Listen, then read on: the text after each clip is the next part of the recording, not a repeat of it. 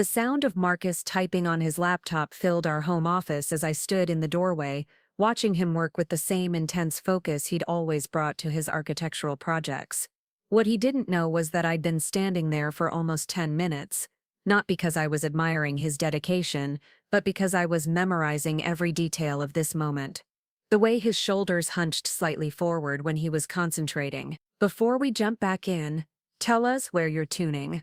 Tell us where you're tuning in from, and if this story touches you, make sure you're subscribed, because tomorrow I've saved something extra special for you. The unconscious habit he had of running his fingers through his dark hair when he was thinking. The coffee mug I'd brought him 2 hours ago, now cold and untouched beside a stack of blueprints that I knew weren't for any client project.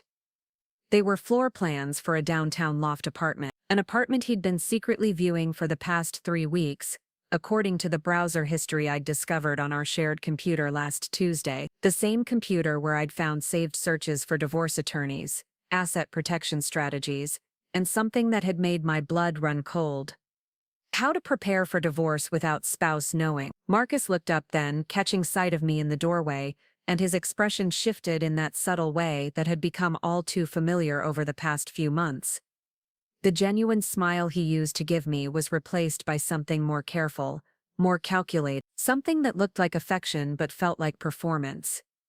"Hey babe," he said, closing the laptop just a little too quickly. "I didn't hear you come upstairs. How was your book club meeting?" Book club. I almost laughed at how easily the lie rolled off my tongue when I'd told him where I was going tonight. There had been no book club meeting. Instead, I'd spent the evening 3 blocks away in my car, watching through binoculars as Marcus met with a woman at Café Luna. Not just any woman, but Sarah Mitchell, a divorce attorney, whose online reviews praised her aggressive approach to protecting her clients' assets during high-conflict separations. It was enlightening, I said, leaning against the doorframe with what I hoped looked like casual interest. We discussed a book about women who discover their whole lives have been built on lies. Very eye-opening story about the importance of paying attention to details. If Marcus caught the irony in my words, he didn't show it. He just nodded absently and began shuffling the papers on his desk, including those loft floor plans that he thought I hadn't seen. "That sounds interesting. I've got a few more hours of work here, so don't wait up for me." "Okay." I smiled and told him I understood, then headed to our bedroom, knowing that those few more hours of work would actually be spent on the phone with Sarah Mitchell, discussing strategies for divorcing a wife who he believed was completely oblivious to his plan. What Marcus didn't realize was that his wife had been several steps ahead of him for longer than he could imagine. My name is Christina Weber, and at 35, I thought I knew everything there was to know about the man I'd been married to for 8 years. We'd built what looked like a perfect life together in Maplewood Heights, a charming suburban neighborhood where tree-lined streets and well-maintained gardens painted the picture of domestic bliss. Our Victorian-style house on Oak Avenue had been a labor of love, something we'd renovated together during our 3rd year of marriage, spending weekends at home improvement stores and evenings planning color schemes and furniture arrangements. Marcus ran Weber and Associates, a boutique architectural firm that specialized in residential designs for affluent clients throughout the metropolitan area. His work was beautiful, innovative, and lucrative. He had a gift for understanding exactly what people wanted in their homes, how to create spaces that felt both elegant and livable. Ironically, this talent for reading people and anticipating their needs was exactly what made his current deception so perfectly calculated and so potentially devastating. I worked as a senior project manager at Hartwell Digital Marketing, a mid-sized agency where I'd built a reputation for handling complex campaigns and managing demanding clients. My job required attention to detail, strategic thinking, and the ability to anticipate problems before they became crises. Skills that, as it turned out, were surprisingly applicable to detecting when your husband was systematically planning to abandon your marriage. Our relationship had always been built on what felt like genuine partnership.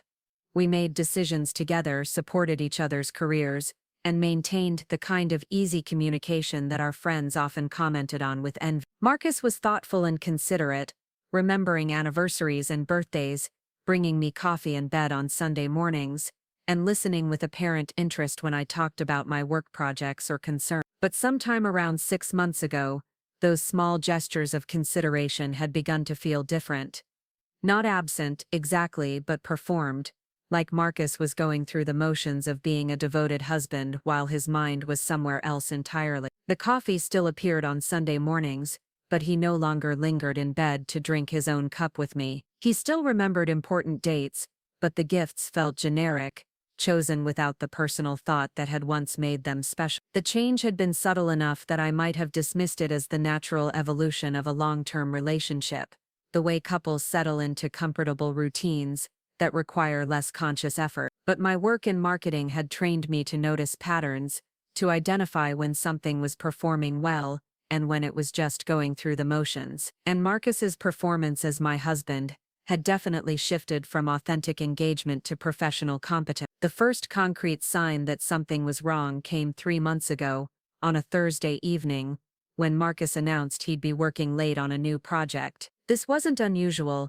His clients often had urgent requests or last-minute changes that required evening hours. But when I'd driven past his office building around 9 o'clock on my way home from dinner with my sister, the parking lot was empty, and the lights were off. When Marcus came home around 11 that night, he'd seemed relaxed and satisfied in a way that suggested he'd had an enjoyable evening. He'd kissed me hello with what felt like genuine affection, asked about my dinner with Claire, and settled into our usual routine of watching the late news together before bed. If I hadn't seen his empty office with my own eyes, I would never have questioned his story about working late. But I had seen it, and that single inconsistency had opened a door in my mind that I couldn't close. Suddenly I was noticing other small discrepancies. Phone calls that ended abruptly when I entered the room. Weekend errands that took longer than they should have. A general air of distraction that Marcus attributed to stress at work, but that felt more like preoccupation with something he couldn't share. The second major red flag appeared 6 weeks later when I discovered that Marcus had opened a new credit card account without mentioning it to me. We'd always maintained separate checking accounts for our personal expenses, but major financial decisions had been made jointly. Credit cards, investments, and significant purchases were things we discussed and decided on together. I only found out about the new card because a piece of mail arrived addressed to Marcus from a bank we'd never used before. The envelope was thick and official-looking, the kind that usually contained new account material. When I mentioned it to Marcus that evening, his explanation was smooth and reasonable. He'd wanted to take advantage of a promotional interest rate for some business expenses, and he'd forgotten to mention it because it wasn't a personal account. The explanation made perfect sense, except for one small detail. I'd handled enough marketing campaigns for financial institutions to know what business credit card materials looked like, and this envelope was definitely for a personal account. The typography, the color scheme, even the size of the envelope were all consistent with personal banking products, not business solutions. That night, while Marcus was in the shower, I'd called the customer service number on the bank's website and used our home phone number to inquire about recent account applications. The representative, after verifying some basic information, confirmed that a personal credit card had indeed been opened in Marcus's name 3 weeks earlier. It was a small lie in the grand scheme of things, the kind of financial privacy that many couples maintained without any sinister motivation. But combined with the empty office and the general sense that Marcus was performing rather than living our relationship, it felt like evidence of something larger and more troubling. I began paying closer attention to details I'd previously ignored or accepted without question. The way Marcus had started showering immediately when he came home from work, as if he needed to wash something away before settling into our evening routine. His increased interest in fitness, which had led to early morning gym sessions and a sudden concern about his appearance that seemed inconsistent with someone who was content in his marriage. Most telling was the change in our physical relationship. We'd never been the couple that couldn't keep their hands off each other, but we'd maintained an intimacy that felt comfortable and genuine. Over the past several months, that intimacy had become sporadic and somehow obligatory, as if Marcus was fulfilling a marital duty rather than expressing genuine desire. When I'd tried to address this directly 2 months ago, suggesting we plan a romantic weekend away or simply asking if everything was okay between us, Marcus had been reassuring but vague. Work stress was affecting everything, he'd explained. The new projects were demanding more time and energy than he'd anticipated. Things would get better once he finished the current phase of his business expansion. But the business expansion story didn't hold up under scrutiny either. When I'd casually asked about specific projects or mentioned that I'd love to see some of his new designs, Marcus had been evasive. The work was confidential, he'd said, or still in early development phases that wouldn't be interesting to someone outside the industry. His responses felt rehearsed, like he'd prepared explanations for questions he'd anticipated. Preparing and narrating this story took us a lot of time, so if you are enjoying it, subscribe to our channel. It means a lot to us. Now back to the story. I might ask, the breaking point came 5 weeks ago, on a Saturday morning that should have been pleasant and relaxing. I'd woken early and decided to surprise Marcus with breakfast in bed, something we'd done regularly during our early years of marriage, but had let slide as our schedules became more demanding. I'd prepared his favorite omelet, fresh coffee, and even picked flowers from our garden to make the presentation special. When I'd carried the tray upstairs, I'd found Marcus sitting on the edge of our bed, fully dressed and talking quietly into his phone. His voice carried an intimacy and warmth that I hadn't heard directed at me in months. He was smiling as he spoke, the kind of genuine, unconscious smile that comes from talking to someone who makes you happy. The conversation ended abruptly when he noticed me in the doorway, and his explanation had been immediate and smooth. A client in California had called about a time-sensitive issue.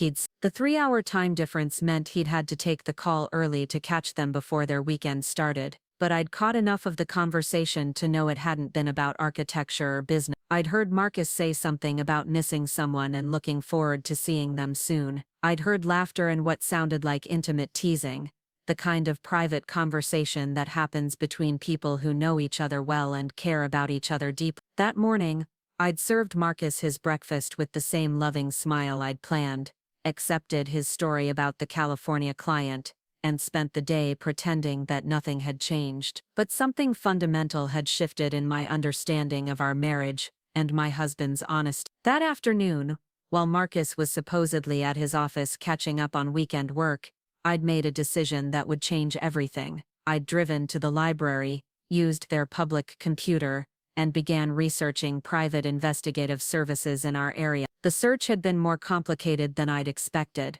I needed someone discreet, professional, and experienced with marital cases, but I also needed someone who could work quickly and thoroughly. After reading reviews and comparing credentials, I'd settled on a woman named Janet Torres, who operated a small but highly regarded investigation firm, specializing in domestic cases. Janet's website had been reassuring in its professionalism and sensitivity. She understood, according to her client testimonials, that people seeking her services were often dealing with the most painful and disorienting experiences of their life.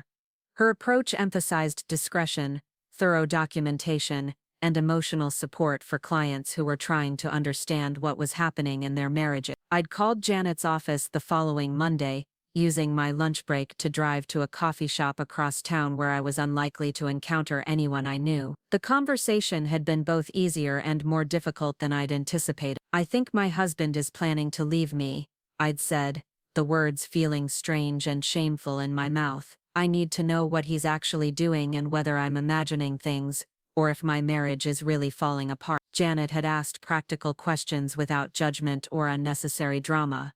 How long had I been suspicious? What specific behaviors had changed? Did I have access to financial records or Marcus's personal device? Her approach had been businesslike and thorough, treating my situation like a puzzle to be solved rather than a personal tragedy to be dramatized. We'd met 2 days later at a small restaurant in a neighboring town, a place called the Garden Cafe, where the lunch crowd was busy enough to provide cover for our conversation, but quiet enough that we could speak without being overheard. Janet Torres was a woman in her early 50s with kind eyes and the patient demeanor of someone who'd spent years helping people navigate the worst moments of their personal lives. "I want you to understand," Janet had said over her second cup of coffee, "that sometimes people hire me, hoping I'll prove their suspicions wrong. If your husband is faithful and honest, I'll find evidence of that too. My job is to discover the truth, whatever that truth might be." I'd appreciated her honesty, though deep in my heart I'd already known what she would likely discover. The patterns of behavior I'd been noticing, the small lies and evasions, the gradual emotional distance, these weren't the signs of a man who was recommitting to his marriage. They were the signs of someone who was already planning his exit strategy. The retainer fee had been substantial but manageable with my salary and some money I'd inherited from my grandmother's estate. Marcus hadn't questioned the expense when it appeared on our joint account, probably assuming it was related to work or one of the home improvement projects I was always researching. For 5 weeks, Janet had worked quietly and methodically, documenting Marcus's actual activities while he thought he was successfully concealing his true intentions from his naive and trusting wife. We'd met twice for updates, both times at the Garden Cafe, both times with information that confirmed my worst fears while somehow making me feel more grounded and less like I was losing my mind. Marcus was indeed planning to divorce me, and he'd been preparing for months. The secret credit card was just one element of a comprehensive strategy to protect his financial interests while minimizing my ability to claim what I'd legally be entitled to in our state's equitable distribution system. But Janet's investigation had revealed something even more troubling than financial deception. Marcus wasn't just planning to leave me, he was already involved with someone else. The relationship wasn't casual or recent, and it wasn't his first affair during our marriage. The current relationship was with Amanda Price, a 30-year-old interior designer who'd worked on 2 of Marcus's recent projects. Janet had documented 3 months of regular meetings, romantic dinners and overnight stays at Amanda's apartment downtown. The relationship had clearly moved beyond professional collaboration into something personal and intimate. What made the situation even more painful was the evidence that this affair had been conducted with remarkable openness. Amanda's social media accounts, which she kept public despite the nature of her relationship, contained carefully cropped photos of expensive dinners, weekend getaways and romantic gestures that Marcus had never made for me during our marriage. But the affair was only the beginning of what Janet had uncovered. Marcus's sudden interest in separating our finances hadn't been about business efficiency or tax optimization. He'd been systematically moving assets, preparing for a divorce he'd been planning for at least 6 months, while continuing to share a bed with me and accept my love and support. The most damaging evidence was a series of conversations Janet had recorded through legal means, meetings between Marcus and his attorney where he'd outlined his strategy for leaving me with as little as possible. The recordings captured Marcus discussing ways to undervalue his business, hide assets, and present our marriage as having failed due to my supposed career obsession and lack of attention to our relationship. Christina's so focused on her work that she barely notices what's happening at home, Marcus had said during one particularly cruel conversation. By the time she realizes what's going on, everything will be arranged. Amanda and I are looking at apartments downtown, and I figure we can have this wrapped up in 6 months. Christina will be hurt, but she'll be reasonable about the settlement. She's always been reasonable. Janet had provided me with copies of financial documents showing the asset transfer photographs of Marcus and Amanda together, credit card statements for expenses related to their relationship, and detailed records of the lies Marcus had told me about his whereabouts during the past several months. The evidence was comprehensive and devastating, painting a picture of calculated deception that went far beyond a simple affair. Marcus hadn't just fallen in love with another woman, he'd constructed an elaborate plan to end our marriage on terms that would protect his interests while leaving me financially and emotionally devastated. As I'd sat in my office that afternoon, reviewing the manila envelope full of evidence that Janet had provided, I'd thought about the conversation I'd overheard that morning about Marcus working late with his new client. I'd thought about the lies he'd told about business trips that were actually romantic getaways with Amanda. I'd thought about the way he'd been treating me with careful politeness, like a business associate rather than a wife, but mostly I'd thought about the choice I had to make. I could confront Marcus directly, present him with the evidence and demand explanations and apologies that would never adequately address the depth of his betrayal. I could file for divorce immediately, using Janet's documentation to ensure I received my fair share of our assets, while exposing his misconduct. Or I could do something that Marcus would never expect from the reasonable, trusting wife he'd been taking for granted for months. I could let him continue with his plan, allow him to believe he was successfully manipulating me, while I prepared a response that would ensure his calculated betrayal became his complete downfall. That evening, I'd gone home and acted like the loving, oblivious wife Marcus expected me to be. I'd asked about his day, listened to his stories about demanding clients and difficult projects, and accepted his explanation for why he'd be working late again the next evening. I'd kissed him goodnight and settled into bed beside him, listening to him sleep while my mind raced through the possibilities of what would happen when Marcus finally decided the time was right to spring his surprise. But as I'd lain there in the darkness thinking about the comprehensive evidence Janet had gathered and the legal strategy I'd soon begin developing, I'd realized something important. I wasn't the naive, trusting woman Marcus thought he was deceiving. I was someone who'd been paying very close attention,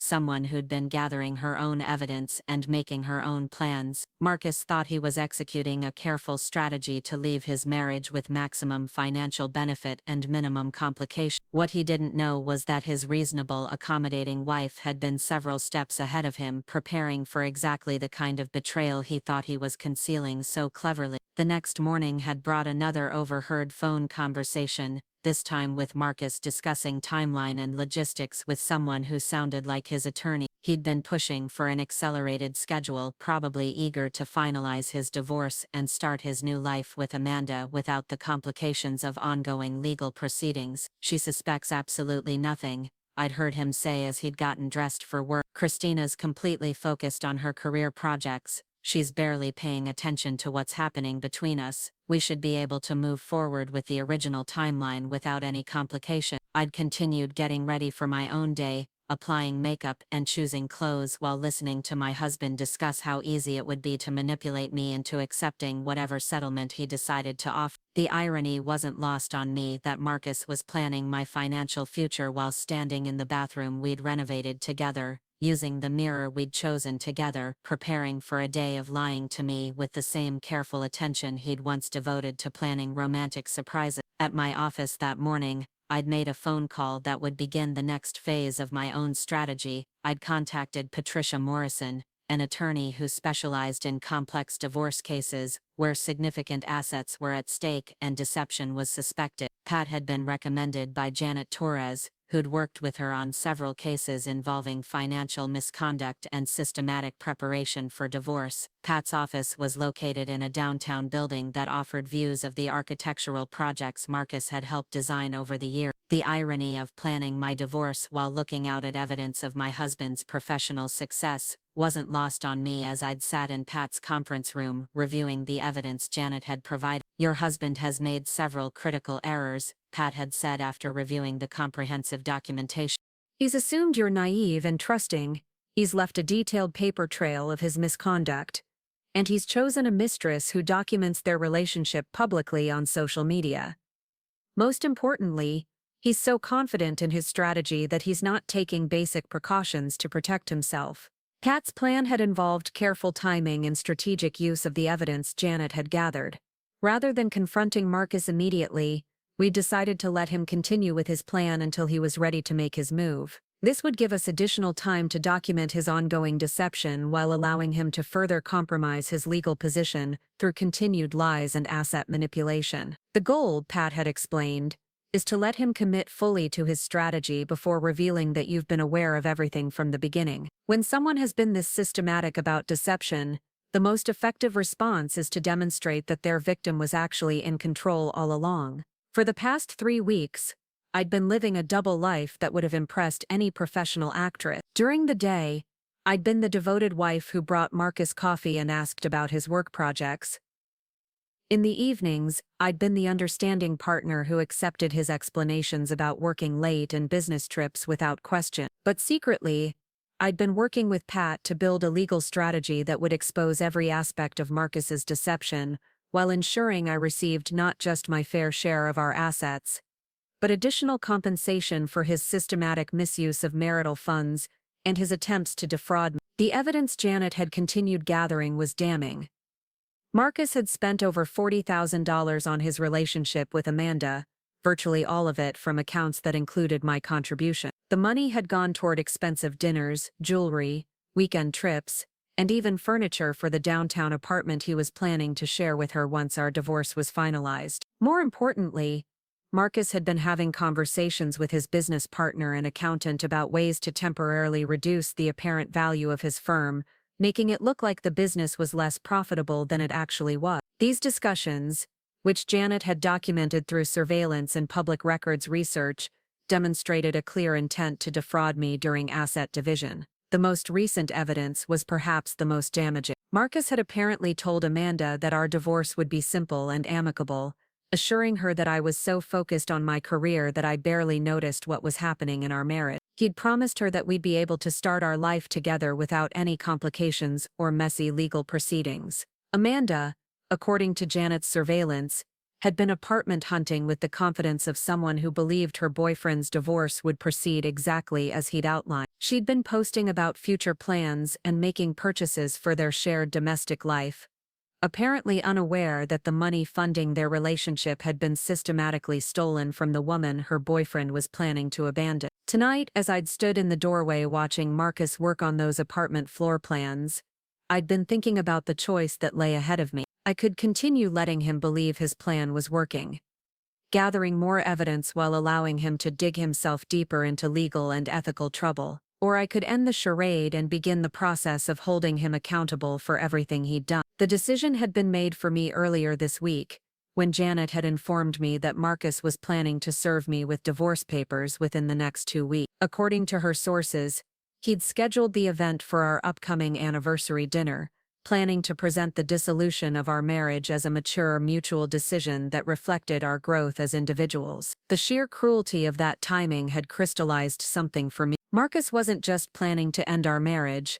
he was planning to humiliate me in the process. He wanted to use a day that had once celebrated our love as the stage for demonstrating his power and control over our relationship's ending. But Marcus had made one crucial miscalculation in his carefully orchestrated betrayal. He'd assumed that because I'd trusted him during our marriage, I would continue to trust him during our divorce. He'd counted on my love and loyalty to make me accept whatever settlement he offered, grateful that he was handling the situation so professionally and considerate. Instead, his betrayal had taught me something valuable about the importance of protecting myself and preparing for the worst-case scenarios that I'd never wanted to imagine. While he'd been planning his escape, I'd been building a case that would ensure his calculated cruelty backfired in ways he'd never anticipated. As I'd gotten ready for bed that night, I'd thought about the conversation I'd soon be having with Marcus when he finally decided the time was right to spring his surprise. The difference would be that this time, I'd be the one controlling the narrative, presenting evidence he couldn't deny, and revealing just how thoroughly his reasonable, trusting wife had been preparing for his betrayal. The woman who'd stood quietly in the doorway watching her husband plan their divorce wasn't the naive victim he thought he was deceiving. She was someone who'd been paying very close attention, someone who'd been building her own strategy, and someone who was about to teach him a lesson about the cost of underestimating a woman who'd finally learned to protect herself. Tomorrow would bring new developments in Marcus's plan, new evidence for Janet to document, and new opportunities for me to demonstrate just how wrong he'd been about the woman he'd chosen to betray. But tonight I'd settled into bed beside my husband, listening to him sleep while knowing that his dreams of a simple, profitable divorce were about to become a nightmare he'd never forget. The sound of my phone buzzing at 6:30 on a Tuesday morning wasn't unusual, but the caller ID displaying Janet Torres's name made my stomach clench with anticipation. She never called this early unless something significant had happened, something that couldn't wait for our scheduled weekly meeting at the Garden Cafe. I slipped out of bed carefully, leaving Marcus still sleeping, and padded downstairs to the kitchen where I could speak without being overheard. The morning light was just beginning to filter through our bay window, casting long shadows across the hardwood floors that Marcus and I had installed together during our 4th year of marriage. It felt surreal to be standing in the space we'd created as a couple, taking a call about evidence of his systematic betrayal. "Christina, I'm sorry to call so early." Janet's voice carried an urgency that immediately put me on alert. "But we have a situation that needs immediate attention." Marcus moved up his timeline significantly. "According to my sources, he's planning to serve you with divorce papers this Friday evening." Friday.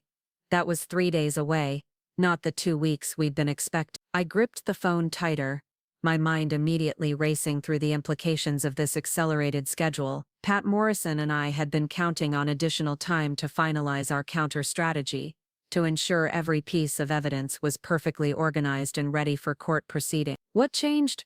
I asked, keeping my voice low while listening for any sounds from upstairs that might indicate Marcus was awake. Amanda Price is pregnant.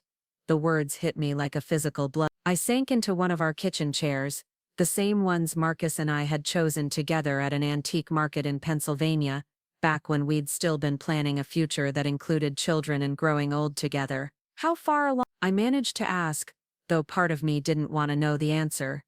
According to the medical records my contact was able to access legally, about 10 weeks, which means this pregnancy started while Marcus was still actively lying to you about working late and attending business conference. 10 weeks? I did the math quickly in my head.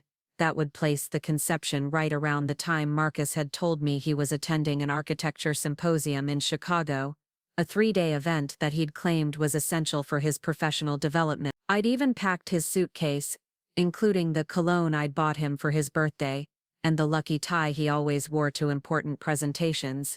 There's more, Janet continued, and I could hear papers rustling in the background. Amanda has been posting about the pregnancy on her private social media accounts, the ones she thinks are hidden from public view.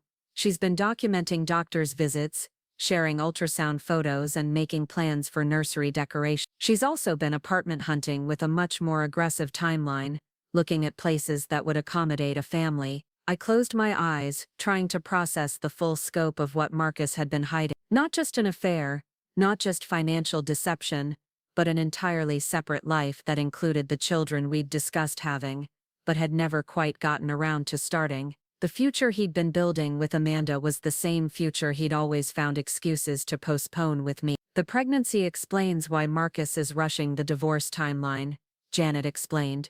He wants everything finalized before the baby arrives, probably to avoid any complications with child support calculations or questions about when the relationship actually began. What about our current legal strategy? I asked, already knowing that this development would require significant adjustments to the approach Pat and I had been planning. I've already spoken with Pat Morrison this morning. She wants to meet with you today to discuss how this changes things. The pregnancy actually strengthens your case in several ways, but it also means we need to accelerate our own timeline significantly. After ending the call with Janet, I stood in my kitchen for several minutes, looking around at the home Marcus and I had built together while he'd been secretly building another life entirely, the coffee maker we'd received as a wedding gift, the refrigerator covered with photos from vacations and anniversaries, the breakfast nook where we'd shared thousands of meals and conversations about our dreams and plans for the future. All of it had been a performance on Marcus's part, a careful maintenance of our domestic life while he'd been creating something real and meaningful with someone else. The children we'd talked about having someday, the family trips we'd planned to take eventually, the retirement dreams we'd discussed in abstract terms. Marcus had been actively pursuing all of these things, just not with me. I heard footsteps on the stairs and quickly composed myself, slipping back into the role of the loving, unsuspecting wife that I'd been perfecting for weeks. Marcus appeared in the kitchen wearing the navy pajamas I'd bought him last Christmas, his hair messy from sleep and his expression carrying the distracted look that had become so familiar. "Morning, babe," he said, moving toward the coffee maker with the automatic efficiency of someone following a well-established routine. "You're up early today."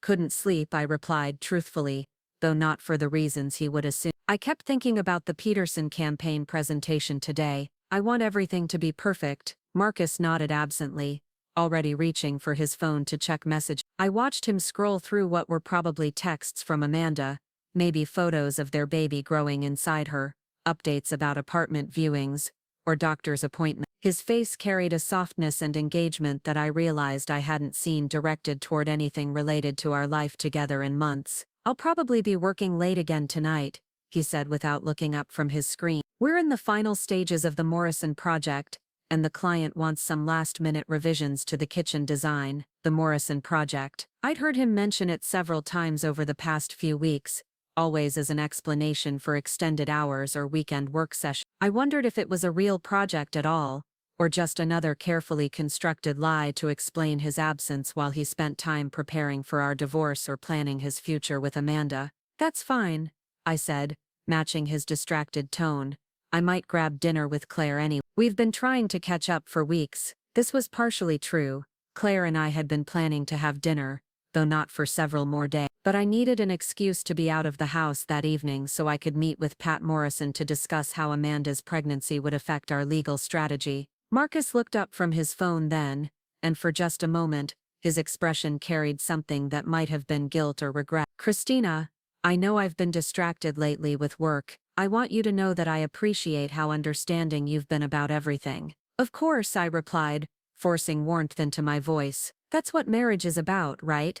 Supporting each other through challenging periods. He nodded and kissed my forehead before heading upstairs to shower and get dressed for work. As I listened to the water running, I thought about the cruel irony of his gratitude for my understanding. Marcus was thanking me for being patient about his long hours and distraction, not knowing that I understood exactly what he was actually doing during those hours and why he was really distracted. The meeting with Pat Morrison that afternoon took place in her downtown office, a space that projected confidence and competence without unnecessary intimidation. Pat's assistant had arranged for us to use the conference room that offered privacy and enough space to spread out all the evidence Janet had been gathering. The pregnancy changes several aspects of our approach, Pat explained, gesturing toward financial documents spread across the mahogany table. First, it provides a clear timeline for when Marcus's affair became serious enough that he was planning a permanent future with Amanda. Second, it explains his rush to finalize the divorce before anyone can question the relationship timeline.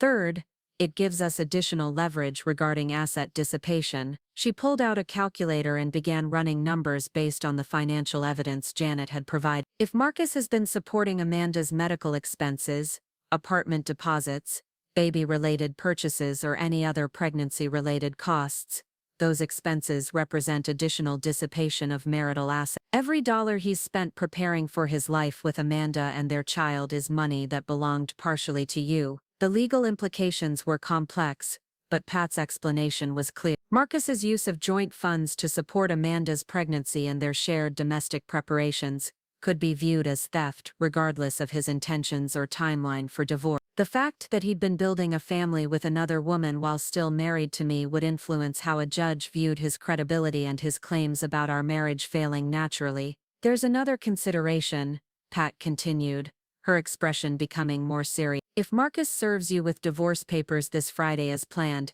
he'll probably choose a location and method designed to catch you off guard and minimize your ability to respond strategically. Men who've been planning divorces this systematically often choose emotionally significant settings to maximize the psychological impact. I thought about the various possibilities. Our anniversary was still 2 months away, so that wouldn't be his choice. But there were other dates and locations that held meaning for us: the restaurant where we'd had our first date, the park where he'd proposed, even our own home, in one of the rooms we'd designed together. Based on the pattern of his behavior, I suspect he'll choose somewhere public but intimate, Pat said. Somewhere that will make you feel exposed and emotional but where social conventions will pressure you to remain composed. He wants you to feel overwhelmed and grateful for whatever settlement he offers. We spent the next 2 hours developing a counter-strategy that would account for Marcus's accelerated timeline while maximizing the impact of the evidence Janet had gathered. The plan was elegant in its simplicity. Let Marcus serve the divorce papers as planned, respond with apparent acceptance and reasonableness, then wait exactly 24 hours before revealing that I'd known about everything from the beginning. The goal is to let him experience a full day of believing his plan worked perfectly, Pat explained. Let him celebrate with Amanda. Let him call his attorney with good news. Let him start making concrete plans for their future together. Then we'll serve him with our own documents that will expose every lie he's told and every asset he's tried to hide. The documents Pat had been preparing were comprehensive and devastating.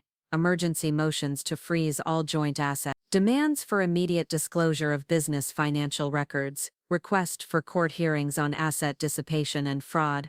Most importantly, a detailed summary of everything Janet had uncovered, presented in language that would make Marcus's systematic deception impossible to deny or minimize. The pregnancy actually works in our favor, Pat noted, reviewing the chronology of Marcus's lies. It provides a clear timeline that contradicts every story he's told about your marriage failing gradually due to work stress or growing apart. You can't accidentally get someone pregnant while you're supposedly trying to save your marriage. That evening, I met Claire for dinner at Tuscany's, an Italian restaurant we'd been going to since college. Claire had been my maid of honor at my wedding, and she'd watched my relationship with Marcus develop from our early dating days through what she'd assumed was a stable, happy marriage. Telling her the truth about what had been happening felt like removing a weight I'd been carrying for months. Claire listened with growing horror as I explained about Marcus's affair, his financial deception and his plans to serve me with divorce papers while I pretended to be completely oblivious. "I can't believe he's been lying to you for this long," Claire said, her voice filled with anger on my behalf. "And I can't believe how calm you're being about all of this. If it were me, I'd have confronted him the moment I found that first piece of evidence." "That's what he's counting on," I explained. "Marcus has built his entire strategy around the assumption that I'll react emotionally and accept whatever settlement he offers because I'll be too hurt and confused to think strategically. He wants me to be grateful for his reasonableness and maturity." Claire shook her head in disbelief. "So what happens when he actually serves you with the papers? Are you going to keep pretending you don't know anything?" "For about 24 hours," I said, smiling at the thought of Marcus's reaction when he realized how thoroughly he'd been outmaneuvered. "Just long enough for him to think he's won, and then I'm going to show him what happens when you underestimate someone who's been paying very close attention." The next morning brought another early phone call from Janet, this time with information that made the scope of Marcus's deception even more staggering. Her investigation had uncovered evidence that Amanda's pregnancy wasn't the first time Marcus had been unfaithful during our marriage. There were at least 2 other relationships over the past 3 years, Janet explained during our coffee meeting that afternoon, both with women who worked on his architectural project. Both relationships lasted several months and involved significant financial expenditures from your joint accounts. The evidence was contained in credit card statements, hotel records, and surveillance photos that painted a picture of serial infidelity spanning nearly half of our marriage. Marcus hadn't just fallen in love with Amanda and made one terrible mistake.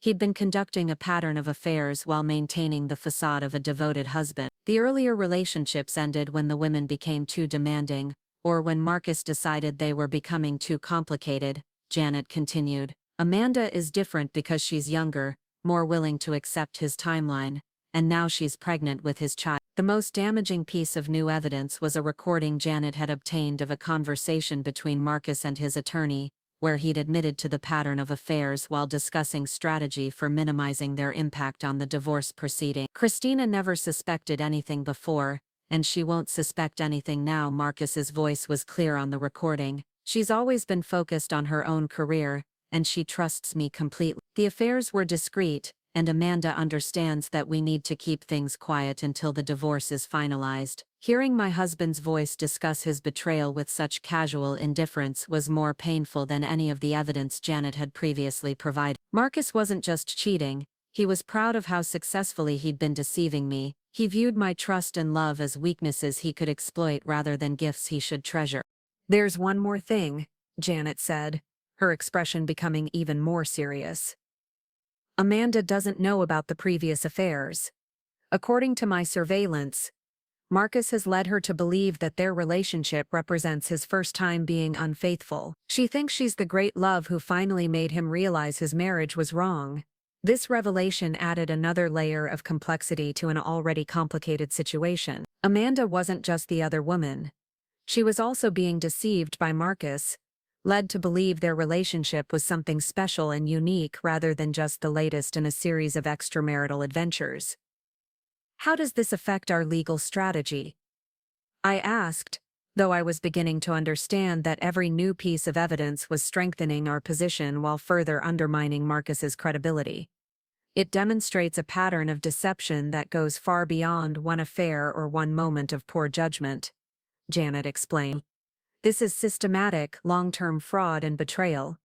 It also means that Marcus has been using marital assets to fund multiple affairs over several years, which significantly increases the amount of money he owes you in restitution."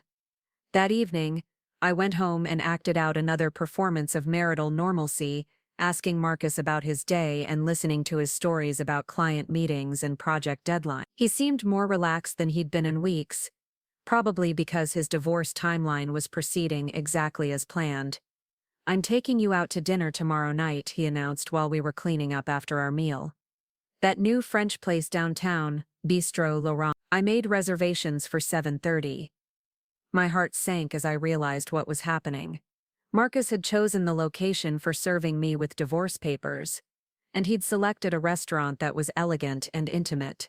Exactly the kind of place Pat had predicted he'd choose. Bistro Laurent was expensive and sophisticated. The type of establishment where raised voices or emotional outbursts would be deeply embarrassing. "That sounds wonderful," I replied, matching his apparent enthusiasm. "What's the occasion? Do I need an occasion to take my beautiful wife out for a nice dinner?" Marcus asked, and his smile carried what looked like genuine affection. The performance was so convincing that if I hadn't known better, I might have believed he was planning a romantic evening, rather than the systematic destruction of our marriage. "I suppose not," I said, allowing myself to seem pleased by his spontaneous romantic gesture. "Should I wear something special? Wear that burgundy dress you bought for the Hamiltons' anniversary party," Marcus suggested. "You looked stunning in that." The burgundy dress. Of course he would choose something that made me look beautiful and put together. Something that would photograph well when other diners inevitably noticed our conversation. Marcus wanted me to look like a woman who was handling her divorce with dignity and grace, not like someone who was being blindsided by a husband who'd been lying to her for years. I spent Thursday evening preparing for what I knew would be the most challenging performance of my life. I needed to react to Marcus's divorce papers with the right combination of shock, hurt, and eventual acceptance. I needed to ask the questions a truly surprised wife would ask, express the concerns a woman would have about her financial security, and ultimately respond with the reasonableness and maturity that Marcus was counting on. Pat and I had rehearsed various scenarios, practicing my responses to different approaches Marcus might take.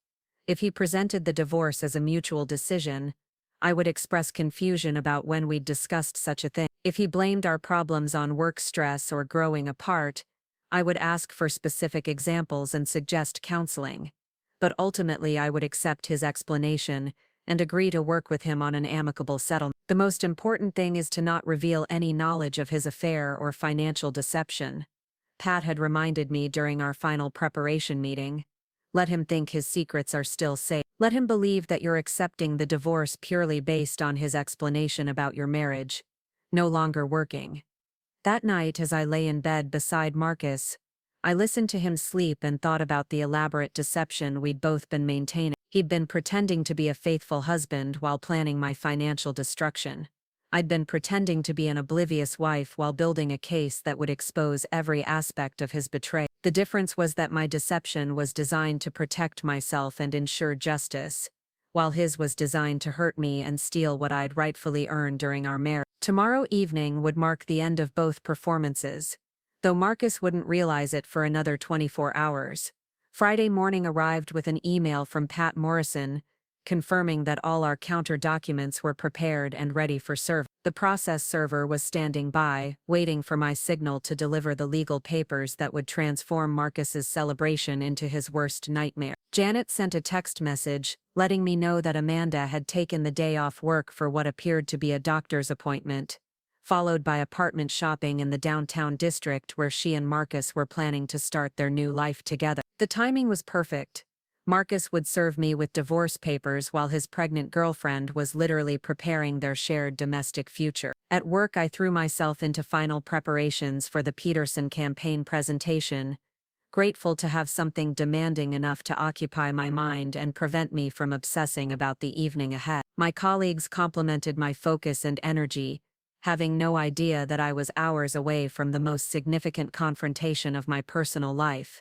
Around 3 o'clock, my assistant Kelly mentioned that someone had called, asking questions about my schedule and availability for evening meeting. When I pressed for details, she couldn't provide much information except that the caller had seemed particularly interested in whether I typically worked late on Friday. The call was probably from Marcus's attorney, conducting some final reconnaissance to ensure that their timing would catch me completely off guard.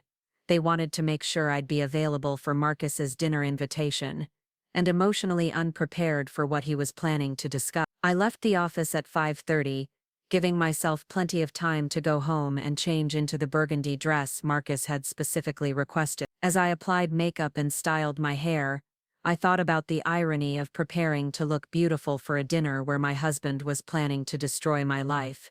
The woman looking back at me from our bedroom mirror appeared calm and elegant, ready for a romantic evening with the man she loved. Marcus would never suspect that she'd been preparing for this exact moment for weeks, that she'd documented every lie he'd told and every dollar he'd stolen, and that she was about to turn his carefully planned ambush into his complete downfall. Bistro Laurent was exactly as elegant and intimate as I'd expected, with soft lighting, crisp white tablecloths, and the kind of sophisticated atmosphere that would make any emotional outburst seem inappropriate and embarrassing. Marcus had chosen well if his goal was to minimize my ability to react authentically to devastating news. He was already seated when I arrived, studying the wine menu with the focused attention of someone who wanted everything to be perfect. The table was positioned near a window that offered views of the city skyline, romantic and private enough for serious conversation, but visible enough that other diners would be able to observe our interaction. Marcus stood to greet me with a kiss that felt warmer than his usual perfunctory gestures, and for a moment I wondered if some part of him actually regretted what he was about to do. But then I remembered Amanda's pregnancy, the apartment they'd been shopping for, and the years of systematic deception that had brought us to this moment. "You look beautiful," he said, and there was something in his voice that sounded almost wistful. "That dress is perfect on you." We ordered wine and appetizers, making the kind of small talk that had become our default mode of communication over the past several months. Marcus seemed more attentive than usual, asking about my work projects and listening to my responses with what appeared to be genuine interest. But I could see the tension in his shoulders, the way his fingers drummed against the tablecloth when he thought I wasn't looking. He was preparing himself for a difficult conversation, probably rehearsing the words he'd planned to use when he finally revealed his decision to end our marriage. The appetizers arrived, followed by our main courses, and still Marcus made no move toward the conversation I knew was coming. I began to wonder if he'd changed his mind, if some last-minute doubt or hesitation had made him decide to postpone his plan. But then, as the server cleared our dinner plates and asked about dessert, Marcus's demeanor shifted into something more serious and purposeful. He declined dessert, ordered coffee for both of us, and settled back in his chair with the expression of someone who was about to address important business. "Christina," he said, his voice taking on the careful tone he used for difficult architectural negotiations, "there's something we need to discuss." And there it was, the moment Marcus had been planning for months, the conversation he'd choreographed to achieve maximum impact while minimizing my ability to resist his preferred outcome. He reached into his jacket pocket and withdrew a legal envelope that had clearly been prepared by an expensive attorney. The divorce papers were comprehensive and professionally presented, with tabs marking important sections and highlighting areas that required my attention. As I flipped through the pages by candlelight, I could see the careful legal language that Marcus hoped would devastate me while appearing generous and fair. "I know this is difficult," Marcus began, using the patronizing tone he'd perfected whenever he thought he needed to explain something obvious to me, "but I think we both know that our marriage hasn't been working for a long time. We've grown apart, we want different things, and it's better to end this amicably rather than pretend everything is fine." I looked up from the documents with what I hoped was the right expression of shock and confusion.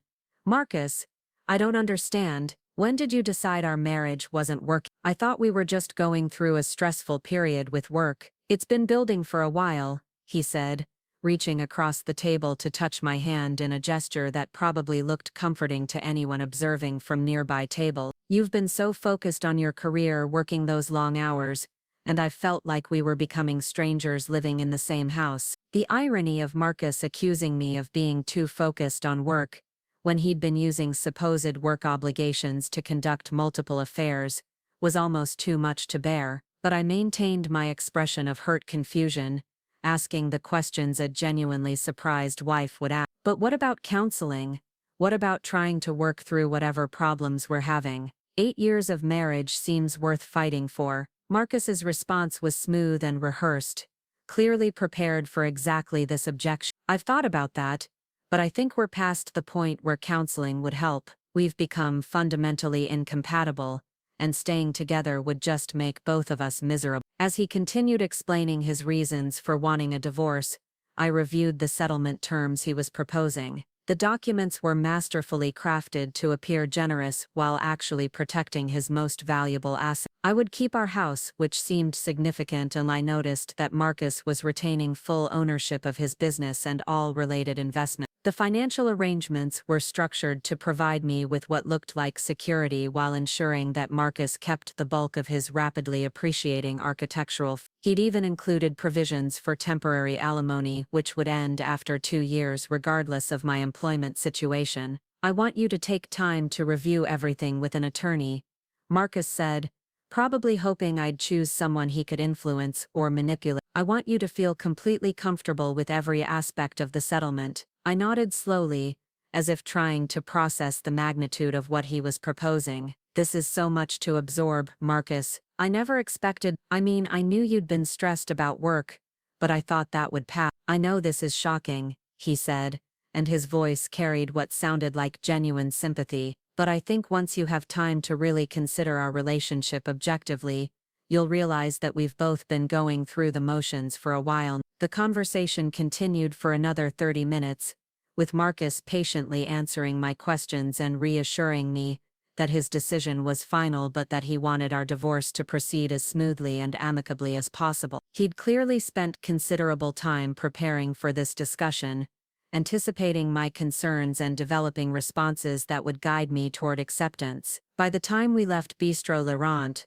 Marcus seemed satisfied that his plan had worked exactly as intended. I'd reacted with appropriate shock and hurt, but I'd ultimately accepted his explanation and agreed to review the settlement terms with an attorney. He'd successfully positioned himself as the reasonable party who was handling a difficult situation with maturity and consideration. The drive home was quiet, both of us apparently lost in our own thoughts. Marcus was probably calculating how quickly he could finalize the divorce and start his new life with Amanda. I was thinking about the phone call I'd make to Pat Morrison as soon as I got home, and the process server who would be delivering our counter documents to Marcus's office first thing Monday morning. At home, Marcus seemed almost relieved, as if a weight had been lifted from his shoulder. He'd been carrying the burden of his deception for months, and finally revealing his intentions had apparently freed him to stop pretending that our marriage meant anything to him. "I'm going to sleep in the guest room tonight,"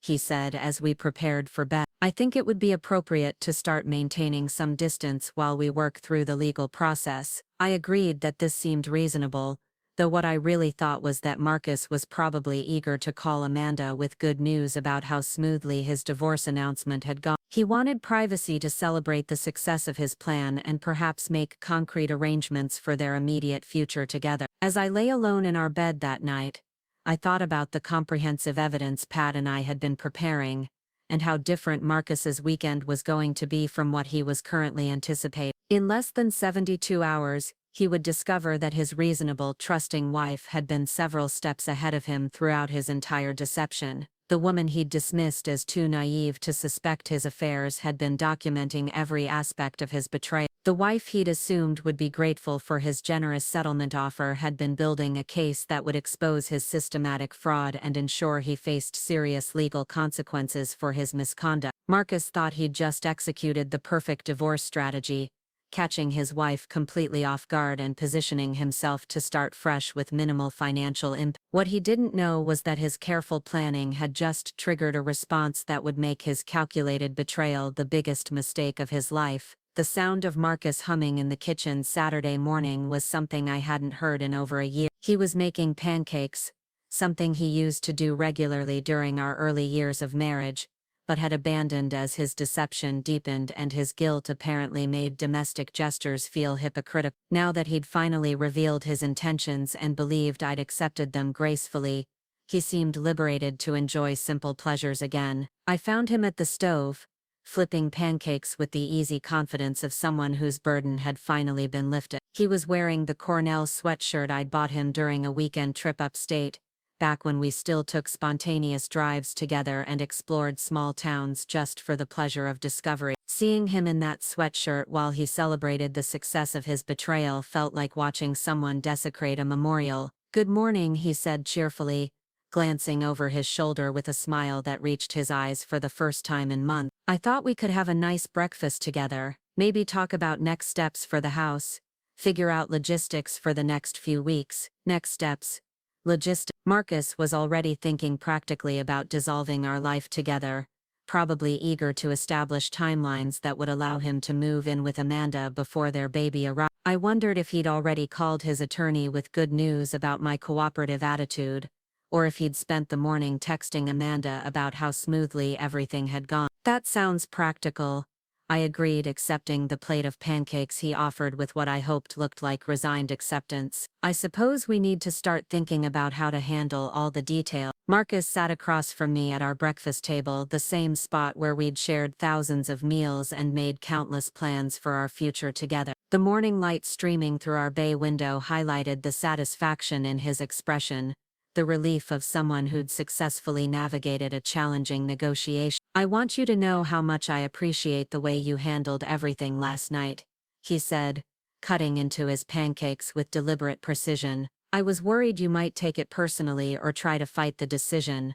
but you were incredibly mature about the whole situation." Take it personally, as if the systematic destruction of our marriage was a business transaction that shouldn't involve emotions or hurt feelings. But I maintained my expression of thoughtful acceptance, playing the role of the reasonable wife who understood that sometimes marriages simply ran their course. "I've been thinking about what you said," I replied carefully, "and I suppose there have been signs that we've been growing apart. I was just so focused on work that I didn't want to acknowledge what was happening." This seemed to validate Marcus's narrative perfectly. He nodded with the satisfied air of someone whose version of events was being confirmed by an independence. In his mind, my admission that I'd been too focused on career to notice our marital problems justified everything he'd done while planning his escape. "Exactly," he said, reaching across the table to squeeze my hand in a gesture that probably felt magnanimous to him. "That's why I think this divorce is actually the best thing for both of us. We can both pursue what makes us happy without forcing something that isn't working anymore." We spent the next hour discussing practical arrangements with the kind of civilized efficiency that Marcus had clearly hoped for.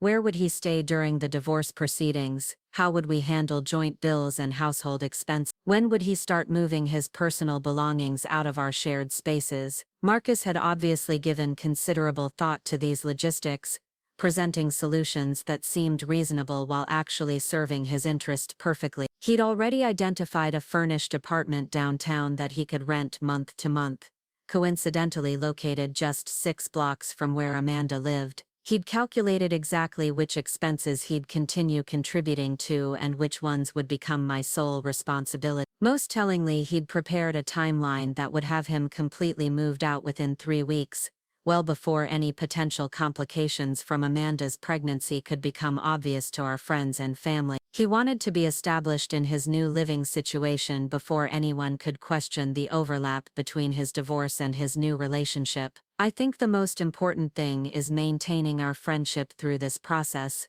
Marcus said as we finished breakfast. "We've shared 8 good years together, and I don't want this transition to create unnecessary bitterness or conflict." Friendship. The word felt like another calculated manipulation designed to make me feel grateful for his consideration while accepting the complete dissolution of everything we'd built together. Marcus wanted to frame his betrayal as a mutual evolution that we could navigate together with dignity and grace. "I'd like that too," I said, wondering how long his desire for friendship would last once he discovered that his cooperative wife had been documenting every aspect of his deception for months. "I think we both deserve to be happy, even if that means being happy apart." Marcus seemed so pleased with this response that he actually smiled with genuine warmth, the kind of expression I hadn't seen directed at me since before his affair with Amanda began. He was probably thinking about how easy this transition was going to be, how perfectly his plan had worked, and how quickly he'd be able to start his new life without any messy complications. After breakfast, Marcus announced that he had some errands to run and paperwork to review with his attorney.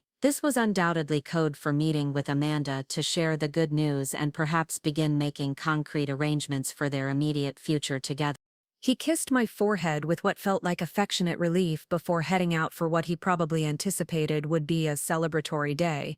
As soon as his car disappeared down Oak Avenue, I called Pat Morrison's emergency number. She'd given me specific instructions to contact her immediately after Marcus served the divorce papers, regardless of the day or time. The counter strategy we'd developed depended on precise timing, and every hour we delayed would give Marcus additional opportunity to further manipulate the situation. "How did it go?" Pat asked without preamble, her voice carrying the focused intensity of someone who'd been waiting for critical news. "Exactly as you predicted," I replied, settling into my grandmother's chair where I could watch the street for Marcus's return. He chose Bistro Laurent, presented the papers over dinner, and positioned everything as a mature mutual decision. He seems completely convinced that I accepted his explanation and settlement terms without suspicion. "Perfect," Pat said, and I could hear papers rustling in the background. "That gives us the element of surprise we need. I'm activating our process server now. Marcus will be served with our counter documents first thing Monday morning at his office, preferably in front of his staff and any clients who might be present." The documents Pat had prepared would transform Marcus's weekend celebration into a legal nightmare that would expose every aspect of his systematic deception. Emergency motions to freeze all joint assets, demands for immediate disclosure of all financial records, requests for court hearings on asset dissipation and fraud. Most devastatingly, a comprehensive summary of everything Janet Torres had uncovered, presented with photographic evidence and audio recordings that would make denial impossible. "What about Amanda?" I asked, thinking about the pregnant woman who was probably celebrating with Marcus at that very moment, believing their future together was finally clear and uncomplicated. "She'll be served with a subpoena Tuesday morning," Pat explained.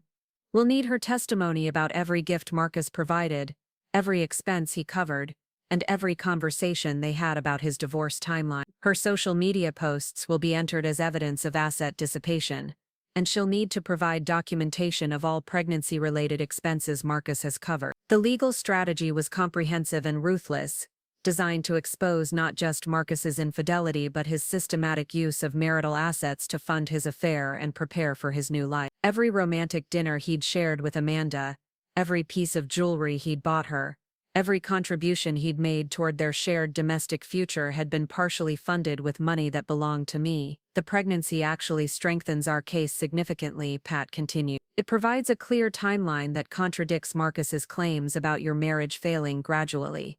You can't accidentally get someone pregnant while you're supposedly trying to work on your marriage." That afternoon, while Marcus was presumably celebrating with Amanda, I spent several hours with Janet Torres reviewing the final pieces of evidence that would complete our case. Janet had been working around the clock since learning about Marcus's accelerated timeline, gathering additional documentation that would make his systematic deception impossible to minimize or explain away. The evidence was overwhelming in its comprehensiveness. Bank statements showing regular transfers from our joint accounts to Marcus's personal expenses, hotel records documenting overnight stays that coincided with his claims about working late or attending business conferences, surveillance photographs capturing intimate moments between Marcus and Amanda in locations that proved their relationship was serious and ongoing. Most damaging were the recordings Janet had obtained of Marcus's conversations with his attorney, where he'd explicitly discussed strategies for hiding assets and manipulating me into accepting an unfavorable settlement. His own voice provided undeniable evidence of fraudulent intent and systematic deception. "Your husband made one critical error," Janet explained as we reviewed the chronology of his lie. "He assumed that because you'd trusted him during your marriage, you'd continue to trust him during your divorce. He never considered the possibility that his betrayal might teach you to protect yourself." The audio recordings were particularly devastating because they captured Marcus's casual attitude toward deceiving me. He wasn't expressing guilt or regret about his affairs. He was proud of how successfully he'd been manipulating his trusting wife. He viewed my love and loyalty as weaknesses he could exploit rather than qualities he should value. "Listen to this conversation from 3 weeks ago," Janet said, playing a recording that made my stomach clench with anger and disgust. Marcus's voice was clear and confident. "Christina has no idea what's coming. She's so focused on her career projects that she barely pays attention to what's happening at home. By the time I serve the papers, Amanda and I will already have our apartment picked out and everything arranged. Christina will be hurt, but she'll accept whatever settlement I offer because she'll be grateful that I'm handling everything professionally." Hearing my husband discuss my anticipated pain with such clinical detachment was more devastating than discovering his affair. Marcus wasn't just cheating. He was enjoying the process of deceiving me. He took satisfaction in his ability to manipulate someone who loved him, viewing my trust as evidence of naivety rather than devotion. "There's more," Janet said, fast-forwarding to another section of the record. He talks about the timeline for moving in with Amanda and how quickly they want to establish their new domestic life. Marcus's voice continued, "The baby is due in January, so we want everything finalized by November at the latest. Amanda's already looking at cribs and nursery furniture, and we've found a pediatrician near our new apartment. The timing is perfect because Christina will be too busy with her fourth quarter campaigns to focus on fighting the divorce term." The casual way Marcus discussed his unborn child while planning to defraud the woman who'd supported his career for 8 years revealed a level of callousness that I'd never suspected. He wasn't just leaving me for another woman.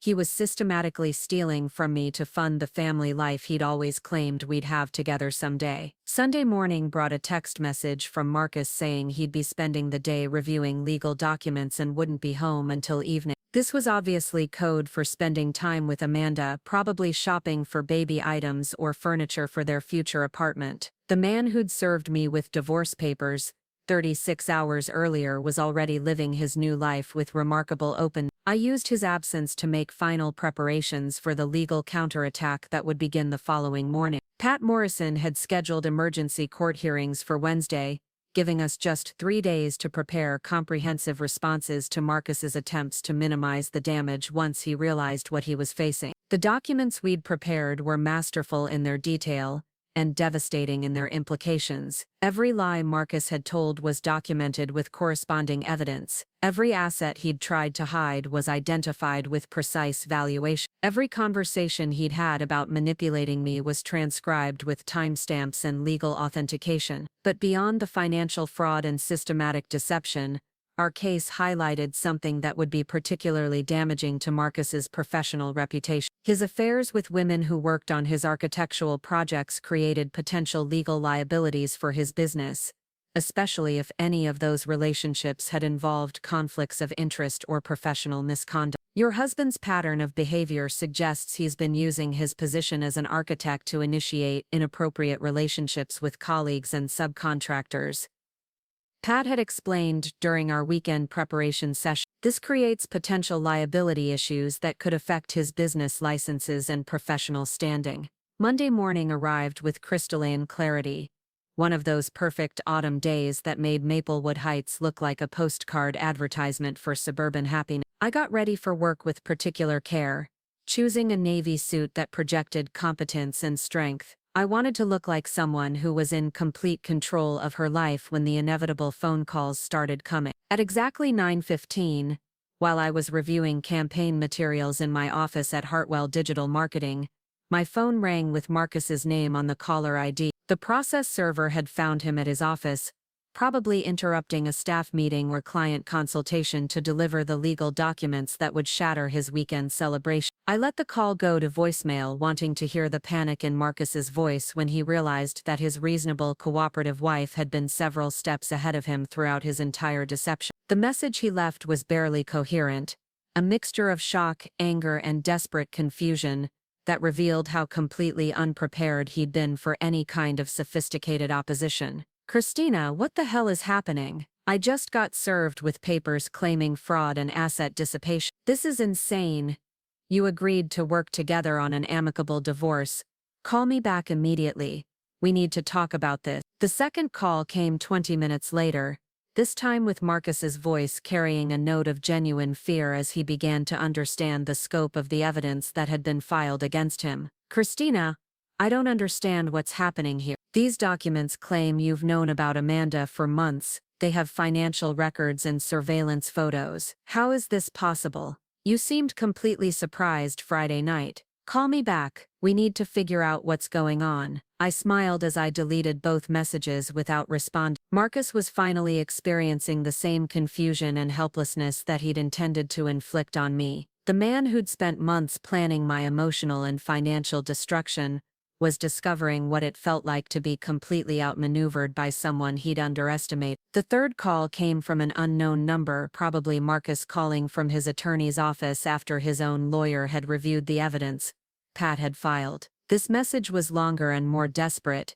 with Marcus finally beginning to grasp the magnitude of the legal trouble he was facing. Christina, please call me back. My attorney says these documents contain evidence of conversations and financial transactions that could create serious legal problems. I don't understand how you obtained this information or why you're taking such an aggressive approach. We can work this out without destroying each other. Please, just call me back so we can talk. But I had no intention of talking to Marcus until he'd had time to fully appreciate the consequences of his systematic betrayal. Pat Morrison had advised me to maintain complete silence for at least 48 hours, letting Marcus and his attorneys struggle to understand the extent of the evidence against him without any guidance or clarification from me. The goal is to let him experience the same helplessness and confusion he intended to inflict on you, Pat had explained. Let him realize that the woman he dismissed as naive and trusting was actually documenting every aspect of his deception while he congratulated himself on his cleverness. By Tuesday afternoon, Marcus had left 14 voicemail messages, each one more desperate than the last as he began to understand that his carefully planned divorce was about to become a public examination of his character and conduct. His attorney had clearly briefed him on the potential consequences of the evidence Pat had filed, including possible criminal charges for fraud and asset manipulation. The most revealing message came Tuesday evening when Marcus's voice carried a note of genuine terror as he realized how completely his situation had deteriorated. Christina, I know you're angry, and I understand why. I made mistakes, and I handled things badly. But destroying my career and exposing our private business in court isn't going to help either of us. Amanda doesn't deserve to be dragged into this either. She's pregnant and scared, and she had no idea about the financial arrangements. Please, let's find a way to resolve this privately. Amanda's fear was apparently genuine, according to Janet Torres, who'd been monitoring the situation as it developed. The young woman who'd been so eager to document her relationship with Marcus on social media was discovering that her involvement with a married man was about to be examined in forensic detail by lawyers and judges. Amanda's been trying to contact you through social media, Janet reported during our Tuesday evening check-in. She sent several messages claiming she didn't know Marcus was still married when their relationship began, and she's asking you not to involve her in the legal proceeding. The messages were desperate and poorly thought out, apparently written by someone who was just beginning to understand the legal implications of her affair with a married man. Amanda was learning that being the other woman wasn't as glamorous as she'd imagined when it involved depositions, court testimony, and having her pregnancy used as evidence in fraud proceedings. She's also been deleting social media posts, Janet continued, probably on advice from whatever attorney she's consulted. But we have screenshots of everything she posted over the past 6 months, including photos that clearly show expensive gifts and experiences that Marcus funded with marital assets. Wednesday morning brought the emergency court hearing that would determine the immediate future of our divorce proceeding. Judge Catherine Reynolds was a woman in her early 60s with a reputation for taking financial fraud seriously, especially in cases involving systematic deception and asset manipulation.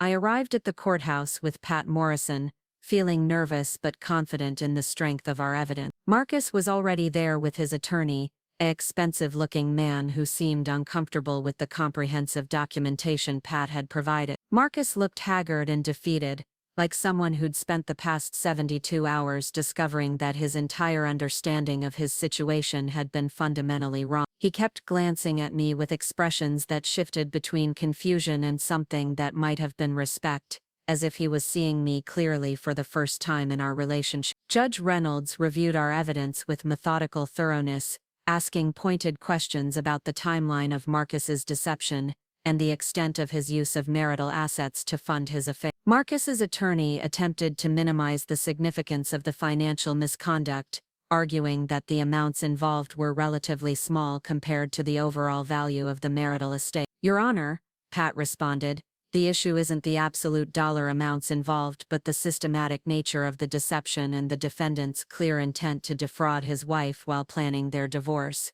Weber has admitted in recorded conversations that he deliberately concealed assets and misrepresented his financial situation to minimize his obligations. The recordings Janet had obtained were played in court, with Marcus's own voice providing undeniable evidence of his fraudulent intention. His casual discussion of manipulating me into accepting an unfavorable settlement was particularly damaging, revealing a level of calculated cruelty that clearly influenced Judge Reynolds's assessment of his credibility. "Mr. Weber," Judge Reynolds said, addressing Marcus directly, "these recordings suggest that you've been planning this divorce for months, while systematically deceiving your wife about your intentions and your financial situation. How do you respond to these allegations?" Marcus's attorney attempted to provide an explanation that minimized his client's culpability, but the evidence was too comprehensive to dismiss or rationalize. The photographs, financial records and audio recordings created an undeniable picture of systematic fraud and betrayal. Judge Reynolds's ruling was swift and decisive. All joint assets were immediately frozen pending complete forensic accounting.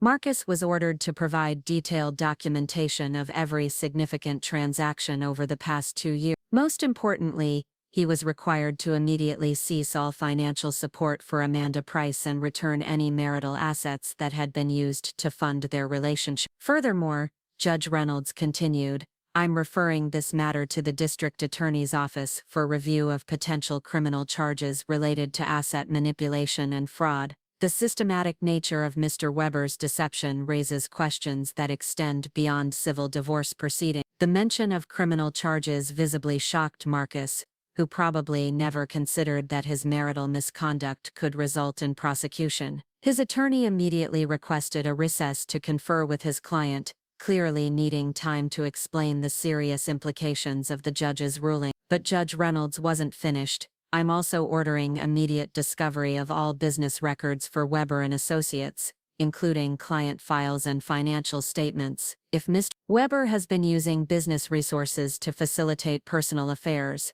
there may be additional professional and legal consequences." The hearing concluded with Marcus looking like someone whose entire world had collapsed in the span of 90 minutes. The confident architect who'd served me divorce papers 5 days earlier had been replaced by a man facing potential criminal charges, professional sanctions, and financial ruin. As we left the courthouse, Pat Morrison seemed satisfied with the outcome but warned me that Marcus's situation would likely get worse before it improved. His attorney will probably recommend that he cooperate fully with the investigation and try to negotiate a settlement that minimizes criminal exposure, Pat explained. But the damage to his professional reputation is already significant, and it will get worse when news of the proceedings becomes public. That afternoon brought a phone call from Margaret Weber, Marcus's mother, who'd apparently learned about the court hearing and wanted to understand what was happening to her son. Her voice carried a mixture of confusion and distress as she tried to reconcile the man she'd raised with the evidence of systematic deception and fraud.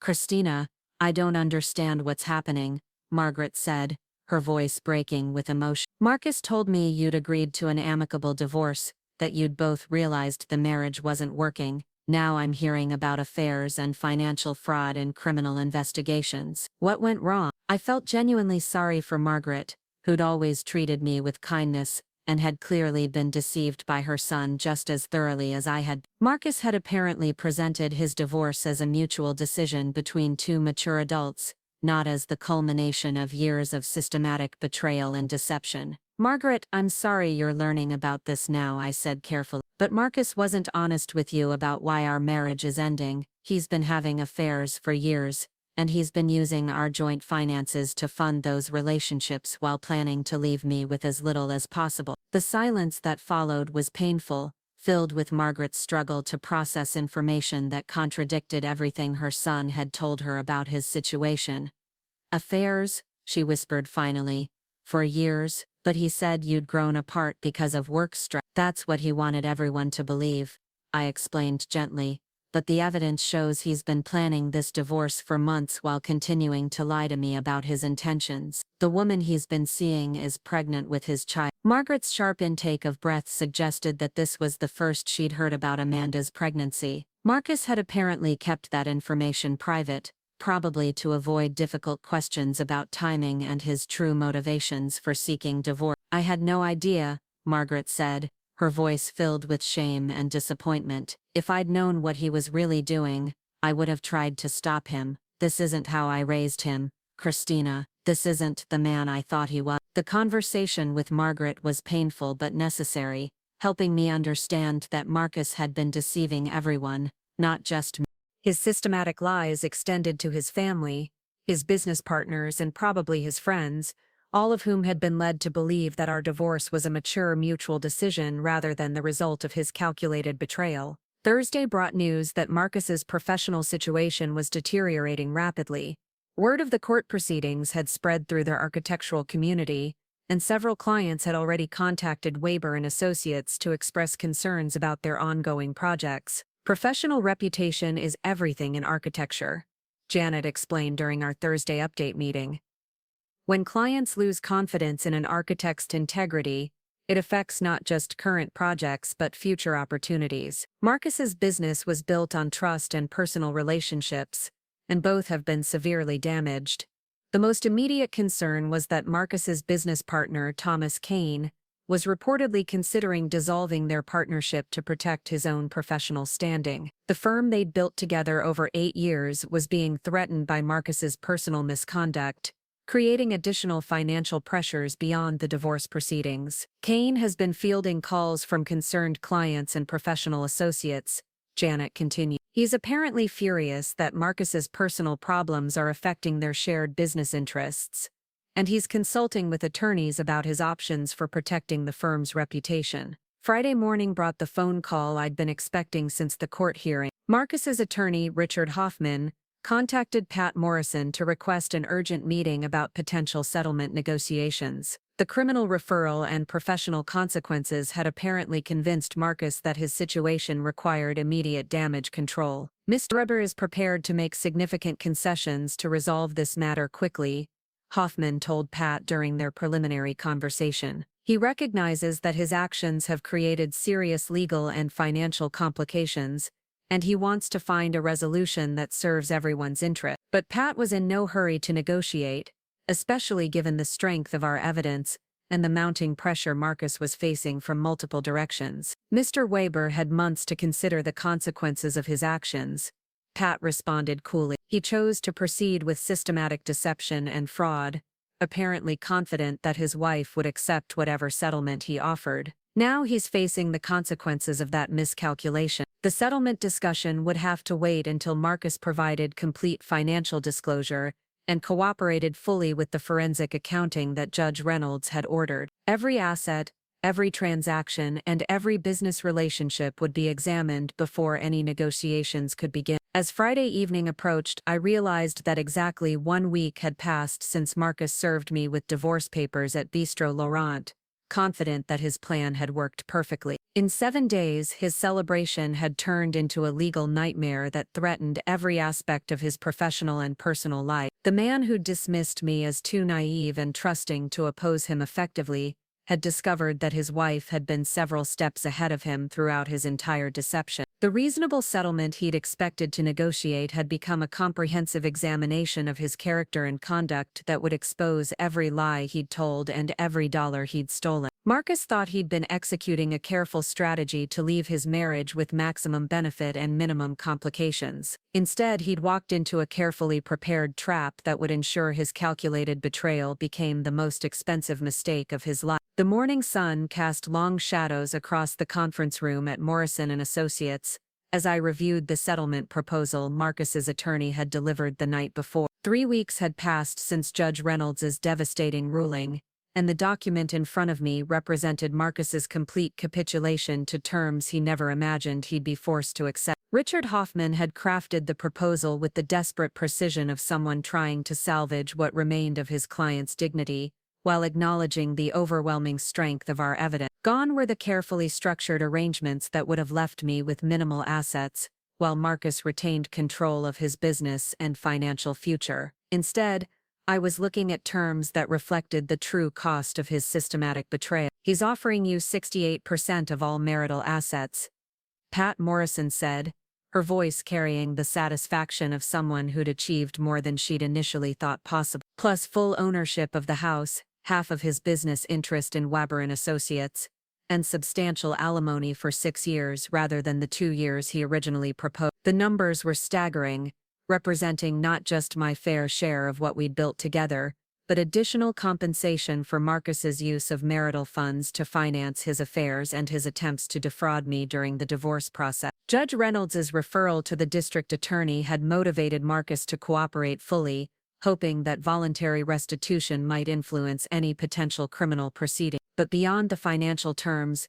the settlement included provisions that would have long-lasting consequences for Marcus's professional reputation. He was required to disclose his misconduct to the State Architecture Licensing Board, potentially affecting his ability to practice in the future. He also had to notify all current clients about the legal proceedings, giving them the opportunity to terminate their contracts without penalty. The business partnership with Thomas Kane is being dissolved, Pat continued, flipping through additional pages of the settlement. Kane is buying out Marcus's share at a reduced valuation that reflects the damage to the firm's reputation. Marcus will essentially be starting over professionally, with significant debt and a permanently damaged reputation in the architectural community. Thomas Kane had moved quickly to protect his own interests once news of Marcus's legal troubles became public. Several major clients had already canceled projects or refused to renew contracts, citing concerns about the firm's integrity and stability. The business they'd built together over 8 years was being dismantled because of Marcus's personal misconduct. "What about Amanda?" I asked, thinking about the young woman whose pregnancy had accelerated Marcus's timeline and ultimately contributed to his downfall. "She's cooperating fully with the proceedings," Pat replied. "She's provided complete documentation of every gift and expense Marcus covered, including medical bills, apartment deposits, and baby-related purchases. The total comes to over $53,000, all of which will be deducted from Marcus's settlement share." Amanda's cooperation had been swift and comprehensive once she understood the legal implications of her relationship with Mark. Her attorney had apparently advised her that full disclosure was her best protection against potential fraud charges, especially given the evidence of her knowing participation in spending marital assets. The most devastating revelation had been Amanda's admission that Marcus had lied to her about the timeline of our marital problem. According to her sworn statement, Marcus had told her that our marriage had been over emotionally for over 2 years, and that we were only staying together for financial convenience until he could arrange an appropriate divorce. She believed she was helping him escape an unhappy marriage, Pat explained, not participating in the systematic deception of a wife who still loved and trusted her husband. When she realized the extent of Marcus's lies, she became quite angry about being manipulated herself. The irony wasn't lost on me that Amanda had become another victim of Marcus's systematic dishonesty. While I couldn't forgive her role in our affair, I could understand how Marcus's convincing lies had made their relationship seem justified and even noble in her mind. The district attorney's office had completed their review and decided not to pursue criminal charges, concluding that while Marcus's conduct was unethical and harmful, it didn't rise to the level of criminal fraud. However, the investigation had uncovered additional evidence of financial misconduct that strengthened our civil case and further damaged Marcus's professional standing. The DA's decision was actually strategic, Pat explained. Criminal charges would have complicated the divorce proceedings and potentially delayed your financial recovery. This way, you get immediate compensation while Marcus still faces significant professional and personal consequences. The forensic accounting ordered by Judge Reynolds had revealed the full scope of Marcus's deception, including financial arrangements I'd never suspected. Over the past 3 years, he'd systematically moved assets into accounts that would be difficult to trace, created false business expenses to hide personal expenditures, and undervalued his firm's worth to minimize his divorce obligation. Most shocking was the discovery that Marcus's pattern of infidelity extended even further back than Janet Torres had initially uncovered. Financial records revealed evidence of affairs dating back to our 5th year of marriage, suggesting that his betrayal had been ongoing for nearly half of our relationship. "Your husband spent approximately $130,000 on extramarital relationships over the past 4 years, Pat said, showing me the comprehensive analysis prepared by our forensic accountant. "Every dollar came from accounts that included your contributions, making this a clear case of asset dissipation that the court will address in the final settlement." $130,000. The number represented more than just money. It was a quantification of the systematic way Marcus had stolen from our shared future to fund his secret life. Every vacation we'd postponed, every home improvement we'd delayed, every financial goal we'd agreed to sacrifice for future security, all while Marcus was spending our money on women I'd never known existed. The settlement negotiations had been conducted entirely through our attorneys, with Marcus apparently too ashamed or afraid to face me directly after the complete exposure of his deception. Richard Hoffman had described his client as devastated by the consequences of his actions and eager to resolve the matter as quickly as possible. Mr. Weber understands that his conduct has been inexcusable, Hoffman had told Pat during one of their conversations. He's prepared to accept responsibility and provide whatever compensation is necessary to allow both parties to move forward with their lives. But Marcus's acceptance of responsibility felt calculated rather than genuine, motivated more by fear of additional consequences than by authentic remorse for the pain he'd caused. His primary concern seemed to be minimizing further damage to his professional reputation and avoiding any possibility of criminal prosecution. The final settlement hearing was scheduled for the following Monday, exactly 6 weeks after Marcus had served me with divorce papers at Bistro Laurent. Judge Reynolds would review the negotiated terms, and assuming everything was in order, issue a final decree that would officially end our marriage and enforce the financial arrangements we'd agreed upon. As I prepared for that final court appearance, I reflected on how completely my life had changed in such a short period. The woman who'd sat quietly in Bistro Laurent, pretending to be shocked by her husband's betrayal, had evolved into someone who could protect herself and demand justice for systematic deception. The house on Oak Avenue was mine now, free of any claims from Marcus or obligations to accommodate his presence. I'd already begun the process of redecorating, removing reminders of our shared life, and creating spaces that reflected my own preferences and personality. The breakfast nook where Marcus had explained his divorce plans was being converted into a home office for the consulting business I was planning to launch. My experience with strategic thinking during the divorce proceedings had revealed capabilities I'd never known I possessed. Clients at Hartwell Digital Marketing had begun seeking my advice on complex campaigns that required careful planning and attention to detail. The skills I'd developed while building a case against Marcus were surprisingly applicable to marketing challenges and business development. "You've become legendary in certain circles," Pat had told me during one of our final meetings. "Other attorneys are referring clients who need someone with your combination of strategic thinking and emotional resilience. Your story has inspired women who thought they were powerless against systematic deception." The consulting business was already taking shape, with several potential clients expressing interest in my services. The settlement from Marcus would provide financial security while I built something entirely my own, free from the complications and compromises that had characterized our marriage. Janet Torres had become not just a professional ally but a genuine friend, someone who understood the strength required to fight back against calculated betrayal. She'd offered to help me develop the investigative skills that might be useful in my consulting work, particularly for clients who suspected their business partners or competitors were engaging in deceptive practices. "Your case demonstrates the importance of preparation and documentation," Janet had explained. "Most people approach crisis situations reactively, trying to respond to events they didn't anticipate. You treated Marcus's betrayal like a strategic challenge, gathering intelligence and building a comprehensive response before he realized he was in a fight." The Monday morning of our final court appearance arrived with crisp autumn weather that made Maplewood Heights look like a postcard advertisement for new beginnings. I chose a charcoal gray suit that projected confidence and competence, wanting to look like someone who was ready to start the next chapter of her life. At the courthouse, Marcus appeared smaller and more defeated than I'd ever seen him. The confident architect who'd planned my financial destruction had been replaced by someone who looked older, more uncertain, and genuinely frightened about his future prospects. He avoided eye contact, focusing instead on the legal documents that would finalize the consequences of his betrayal. Judge Reynolds reviewed the settlement terms with methodical thoroughness, asking questions about the financial arrangements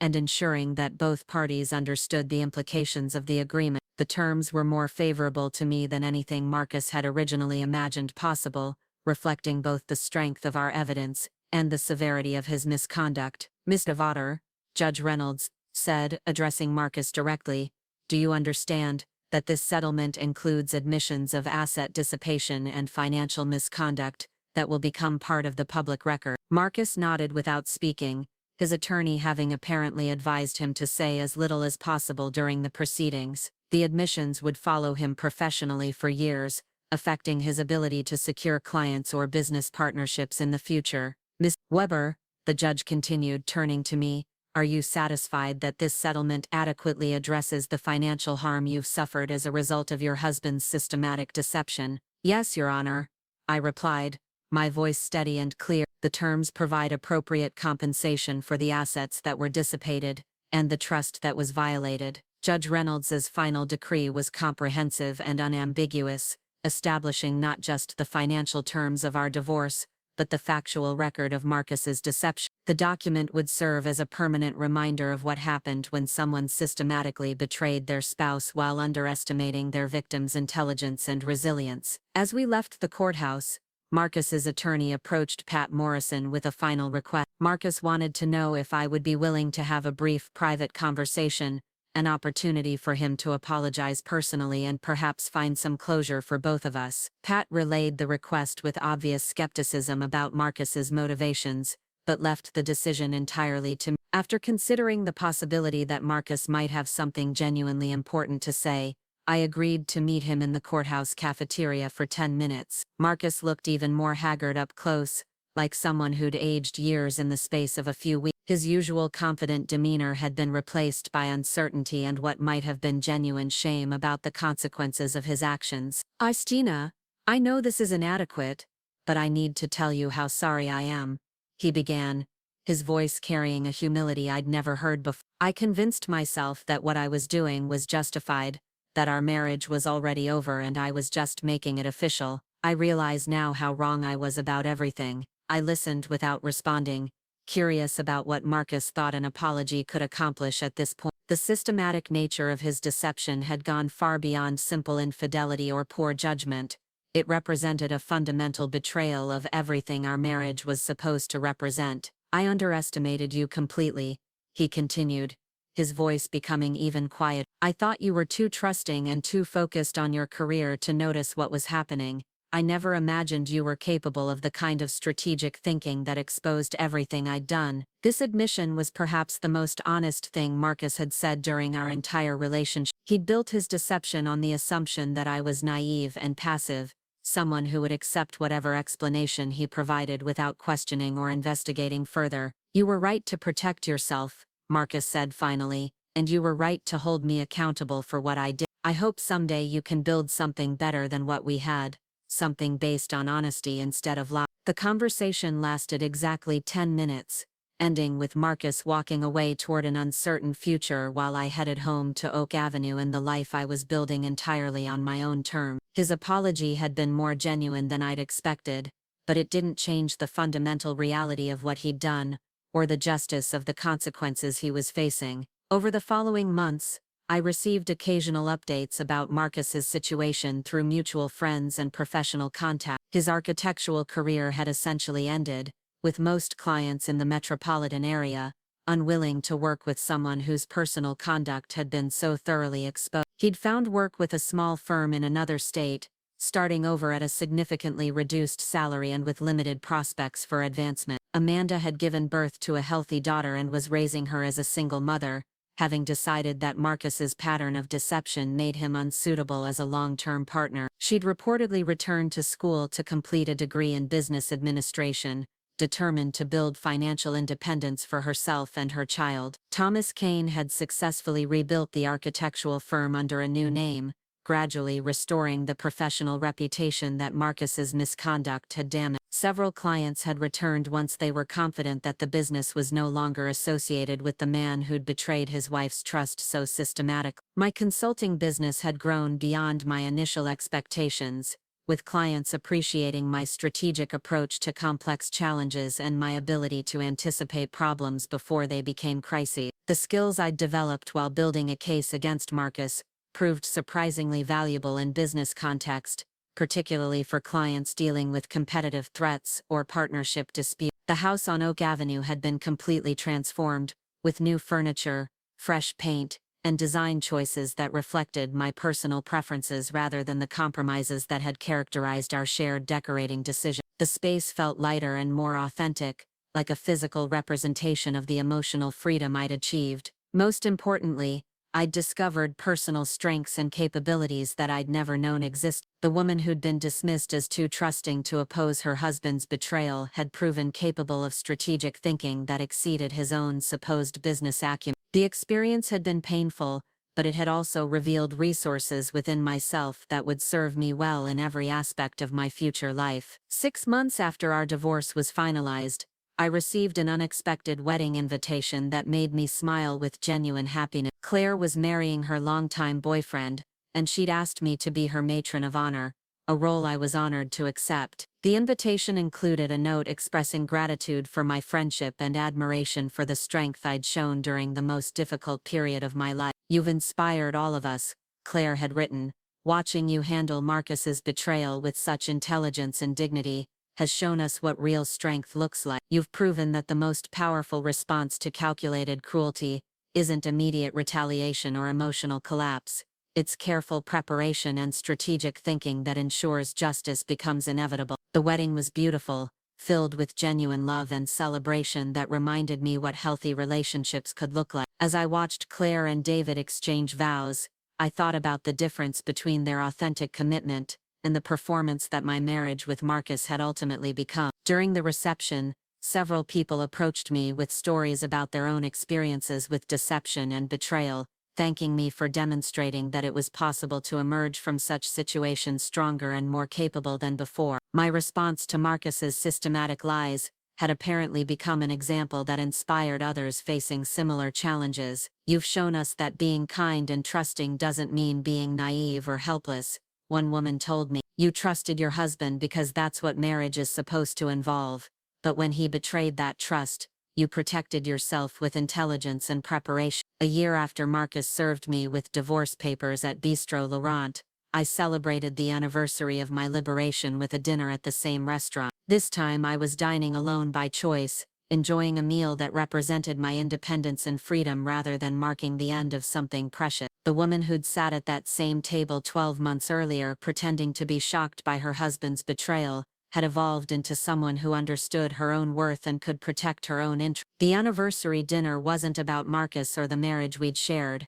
It was about celebrating the person I'd become through the process of holding him accountable for his systematic deception. The consulting business continued to thrive, with clients from across the region seeking my expertise in strategic planning and crisis management. The reputation I'd built was based on competence and integrity, values that had guided me through the most challenging period of my life, and would continue to shape everything I built in the future. Marcus had tried to teach me a lesson about powerlessness and vulnerability, about what happened to women who trusted too much and paid too little attention to their husband's deception. Instead, he'd taught me about my own strength and capability, about the importance of preparation and strategic thinking, and about the justice that becomes possible when victims refuse to accept their assigned role. The divorce papers he'd served with such satisfaction had been designed to demonstrate his power and control over our relationship's ending. Instead, they'd become the trigger for his own comprehensive downfall, while the woman he'd characterized as too reasonable and accommodating had emerged as someone who could demand justice and build something better than what she'd lost. Sometimes the most effective response to calculated betrayal isn't immediate confrontation or emotional retaliation. Sometimes it's quiet, methodical preparation that ensures the person who tried to manipulate you discovers they've orchestrated their own complete defeat. Marcus's anniversary surprise had been designed to showcase his cleverness and control, but it had actually revealed just how thoroughly he'd underestimated the woman he'd chosen to betray. The house on Oak Avenue, the successful consulting business, the financial security, and most importantly,